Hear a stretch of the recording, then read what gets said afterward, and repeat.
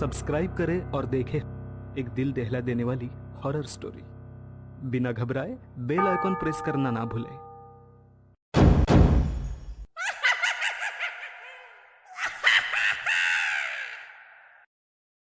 इस कहानी की लेखिका है सोनिया सैनी। बड़े भैया की शादी के बाद से ही पिताजी और मां ऊपर के कमरे में सोने के लिए जाने लगे थे।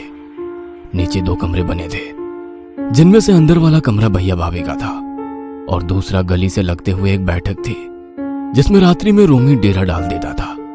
सर्दियों की हाड़ कपाती ठंडी रात थी। रोमी की आंखों में आज नींद नहीं थी। किसी तरह नींद आई ही थी कि तकरीबन 1 घंटे के बाद रोमी को एहसास हुआ जैसे खिड़की के पास कुछ आहट हो रही है। कभी पायल की रुनझुन सुनाई पड़ रही थी तो कभी चूड़ियों की खनखनाहट। कुछ नहीं है यार, इतनी सर्दी में आधी रात को कौन गली में घूमेगा। करवट बदलकर वो फिर से सो गया। थोड़ी देर बाद फिर से उसे लगा जैसे बाहर कोई खड़ा हो। चूड़ियों की खनक और तेज हो गई थी। अगर वास्तव में कोई बाहर है तो दरवाजा क्यों नहीं खटखटा रहा? और इतनी रात गए कौन औरत ऐसे गली में घूम रही है? रोमी ने खिड़की के पास कान लगाकर सुनने की कोशिश की तो उसे अपने कानों में किसी महिला के सिसकने की आवाज सुनाई पड़ी। रोमी के दिल की धड़कनें बढ़ने लगी। उसने हिम्मत करके खिड़की खोलकर देखा। सामने वाले घर में रहने वाली भाभी काले कपड़ों में चली जा रही थी। उनके लंबे बाल बिखरे हुए थे। उनके साथ साथ एक काला साया भी लहरा रहा था। ऐसा लगता था जैसे वो साया भाभी को कहीं ले जा रहा है। भाभी बिल्कुल चुपचाप गुमसुम सी चली जा रही थी। गली में लगी स्ट्रीट लाइट की रोशनी में रोमी ने आंखें मसलकर फिर से देखने का प्रयास किया। एक अनजान साया भाभी के साथ धीरे धीरे गली के दूसरे छोर की ओर बढ़ रहा था। डर से उसके पसीने छूटने लगे। रोमी ने खिड़की को बंद कर दिया। उसके बाद नींद उसकी आंखों से कोसों दूर भाग गई थी। कंबल में मुंह किए वह रात भर सिकुड़कर पड़ा रहा। अगली सुबह बड़ी मनहूस खबर लेकर आई थी।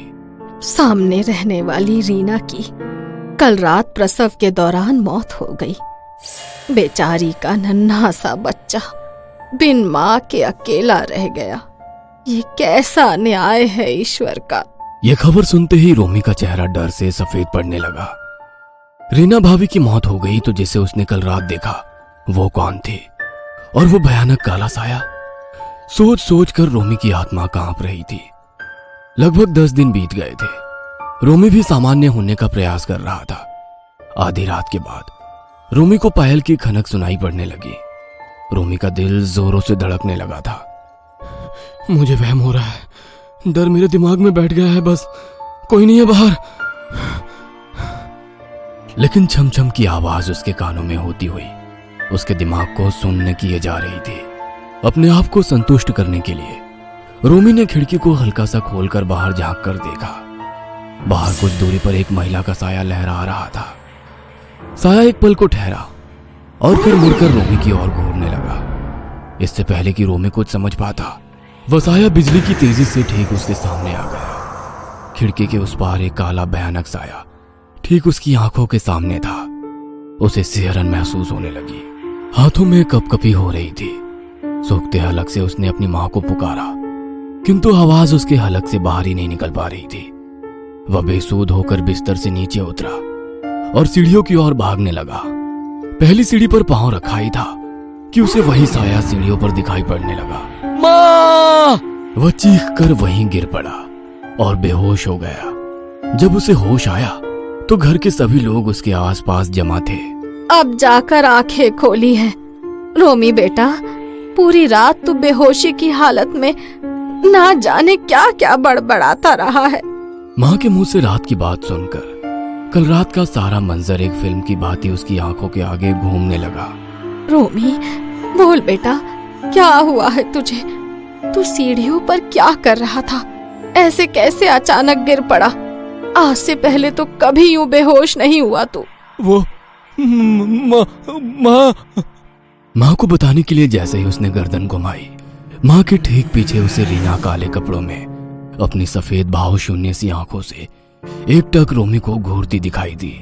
उसने गुस्से में नाम में गर्दन हिलाई। रीमा भाभी, माँ बचाओ, माँ मुझे बचाओ। इतना कहते ही रोमी को फिर से चक्कर आ गए। रोमी के यूं बेहोश हो जाने से घर में जैसे कोहराम मच गया। कल रात तक एकदम हट्टा कट्टा जवान लड़का आज बात बात पर बेहोश हुआ जा रहा था। तुरंत डॉक्टर बुलाया गया, किंतु रोमी की तबीयत में सुधार नहीं हो रहा था। दवाओं के असर से उसको किसी तरह होश आता भी तो रीमा की आत्मा को हर समय अपनी आंखों के सामने पाकर उसके होश वापस गुम होने लगते। जाओ, चली जाओ भाभी, चली जाओ। टूटे फूटे शब्दों में रोमी अक्सर अपनी उंगली से इशारा करता, मुंह से भी कहने का प्रयास करता, लेकिन उसके मुंह से शब्द ही नहीं फूटते थे। बड़े से बड़े डॉक्टर को दिखा लिया, लेकिन किसी को इसका रोग ही पकड़ में नहीं आता है। एक रात में ऐसा क्या हो गया कि मेरे बेटे की हालत इतनी खराब हो गई। जरूर जरूर ये कोई प्रेत है जो रोमी के पीछे लग गया है। हाँ, उसी रोज उन्होंने मंदिर जाकर पुजारी जी से सारी व्यथा कह सुनाई। धैर्य से काम लीजिए, मैं कल ही अपने गुरु के साथ आपके घर आऊंगा। ईश्वर ने चाहा तो सब सही हो जाएगा। पुजारी जी अगले दिन अपने साथ एक जटाव वाले बाबा को लेकर घर के भीतर दाखिल हुए। माता जी, ये सिद्ध बाबा है। इन्होंने शमशान में रहकर सिद्धियां प्राप्त की है। अवश्य ही ये आपके बेटे का बाधा मुक्त करने में मदद करेंगे। बाबा ने कुछ देर के लिए अपनी आंखें बंद की और फिर इशारा करते हुए प्रश्न किया, कहाँ है रोमी? रोमी भीतर के कमरे में आराम कर रहा है। बाबा ने कमरे का द्वार खोला तो सभी सन्न रह गए। रोमी रीना के नवजात शिशु को सीने से लगाए दीवार की ओर मुंह किए जाने क्या बड़बड़ा रहा था। उसकी आंखों के चारों ओर काले गड्ढे बन गए थे और चेहरा ऐसा लगता था कि बरसों से सोया ही ना हो। दरवाजा खुला देखकर उसने गर्दन टेढ़ी करके बाबा की ओर देखा और बच्चे को जमीन पर लिटाकर छिपकली की तरह दीवार से होते हुए छत पर चढ़ गया। जटा वाले बाबा ने रोमी के ऊपर अपने साथ लाया जल छिड़क दिया। जल छिड़कते ही रोमी छटपटाने लगा और उसका चेहरा बदलने लगा। गुस्से से उसकी त्योरियां चढ़ गई। अपने ही नाखूनों से उसने अपना चेहरा नोच लिया और वो औरत की दोहरी आवाज में गुर्राया, वापस भेज दो इस बाबा को, नहीं तो अच्छा नहीं होगा। रोमी जानवरों की तरह अपना शरीर नोच रहा था। रोमी की बिगड़ती हालत देखकर बाबा ने एक भभूत लेकर रोमी के माथे पर स्पर्श कराई। भभूत छूते ही रोमी ने अपने हाथों से बाबा को जोरदार धक्का दे दिया। बाबा दूर जा गिरे। बाबा के गिरते ही रोमी भयानक आवाज में ठहाका मारकर हंसने लगा। कुछ ही पलों में भभूत के असर से रोमी बेहोश होकर फर्श पर गिर गया। बच्चे को लेकर माताजी दौड़ते हुए सामने वाले घर की ओर बढ़ गई। माताजी के लौटने के बाद, आपके बेटे के आसपास एक नहीं 2 सायों का असर है और दोनों ही बहुत शक्तिशाली प्रेत हैं। आज अगर मैं समय पर ना आता तो वो बच्चे की जान ले लेती। बाबा, कोई उपाय करिए। मेरे बच्चे ने क्या बिगाड़ा है किसी का? कुछ तो बताइए। अब तो ये बात वो साया ही बताएगा कि वो रोमी के पीछे क्यों पड़ा है। जटा वाले बाबा ने पूजन सामग्री घर में छिड़क कर रोमी को सामने बैठाया और उसे बाधा रहित करने की विधि प्रारंभ कर दी। माँ, मुझे बचा लो, मुझे ले जाएगी, मुझे बचा लो माँ। कोई मत जाना उसके पास, वरना अपनी जान से हाथ धोना पड़ेगा। ये सब उसी रूह का फैलाया जाल है। बाबा के हवन कुंड से धीरे धीरे घर में धुआं बढ़ता जा रहा था। सभी लोग खांसते खांसते परेशान हो गए थे। नहीं जाऊंगी, इसको छोड़कर नहीं जाऊंगी। बोल, क्यों पीछे पड़ी है इसके? लेकर जाऊंगी इसको अपने साथ, ये मेरे साथ जाएगा। क्यों घूम रही थी तू यहाँ? ये तेरा ठिकाना नहीं है। बोल, कहाँ से आई है, किसके लिए भटक रही है? रीना को लेने आई थी मैं। गर्भवती स्त्री की महक से उसका पीछा करती हूँ मैं। इसने मुझे टोक दिया, अब ये भी मेरे साथ जाएगा। तेरे साथ दूसरा साया कौन है? बाबा के इतना कहते ही रोमी की आंखें पलट गई। उसने दोहरी आवाज में कहा, रीना हूँ मैं, अपने बच्चे को लिए बिना नहीं जाऊंगी यहाँ से। तुझे जाना होगा। रोमी को छोड़ दे, मैं तुझे कोई कष्ट नहीं दूंगा, वरना मेरी शक्तियों से तू परिचित है। बाबा की बात सुनकर रोमी ने अपनी लाल सुर्ख आंखें खोलकर उनकी ओर देखा और एक जानवर की तरह हाथ और पैरों से लिपकते हुए पास में ही पिंजरे में लटके तोते को पकड़कर उसकी गर्दन मरोड़ दी। रोमी नोच नोच कर तोते को खा रहा था। उसका मुंह खून से सना हुआ था और हाथों से टप टप खून गिर रहा था। डरावनी हंसी हंसते हुए उसने फिर से वही बात दोहराई, नहीं जाऊंगी, कभी नहीं। रीना अब अपने बच्चे के मोह में बेकाबू हो रही है। उसके परिवार को कहो, उसका अंतिम संस्कार करने में कोई गलती की हो तो उसे सुधार ले। बच्चे की जान को खतरा है। मृत्यु के बाद 13 दिन तक आत्मा यहीं भटकती रहती है।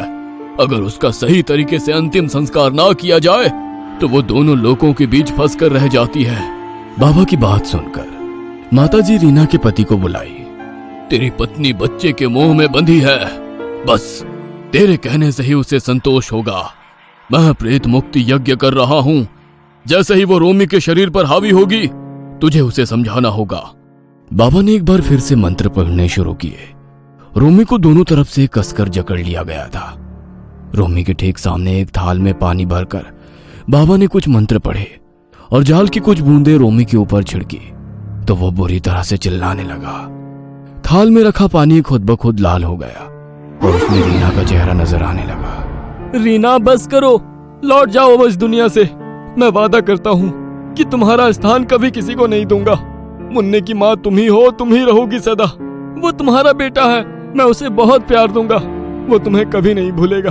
बस अब छोड़ दो रोमी को। पति की बात सुनकर रीना कमजोर पड़ने लगी। उसी पल बाबा ने रोमी के गले में एक अभिमंत्रित धागा बांध दिया। धागा बांधते ही रोमी बेहोश होकर गिर पड़ा। रीना पति के समझाने पर लौट गई थी, किंतु रीना के जाते ही न जाने कैसे दूसरा काला साया भी रोमी के शरीर से दूर हो गया। काले साये से मुक्ति के लिए बाबा ने घर में अगले 11 दिन तक हवन करने की सलाह दी। अभी तो वो दूसरा साया रोमी के आसपास नहीं है, किंतु आपको सावधान रहना होगा। बुरी आत्माएं इतनी आसानी से पीछा नहीं छोड़ती। रोमी की तबीयत में अब सुधार होने लगा था। धीरे धीरे सभी को लगने लगा था कि बाबा की शक्तियों से डरकर वो काला साया भाग गया। इस बात को बीते 1 साल हो गया था। आज रोमी की भाभी लजाते हुए माताजी को दादी बनने की खबर सुना रही है। इधर घर के बाहर स्ट्रीट लाइट के खंभे से वही भयानक काला साया जानवरों की तरह नीचे उतरकर भाभी के कमरे के बाहर खड़ा हुआ है। फिर वही पायल की रुंझुन, वही चूड़ियों की खनक। रोमी साहे को देखकर पसीने से तरबतर होकर बेहोश होकर गिर पड़ा है। वह फिर से गर्भवती की खुशबू पहचान गई है शायद। ये कहानी आपको अच्छी लगी हो तो हमें सब्सक्राइब करें, हमारा इंस्टाग्राम और फेसबुक पेज जरूर फॉलो करें। और हाँ दोस्तों, सब्सक्राइब करना भूलना मत।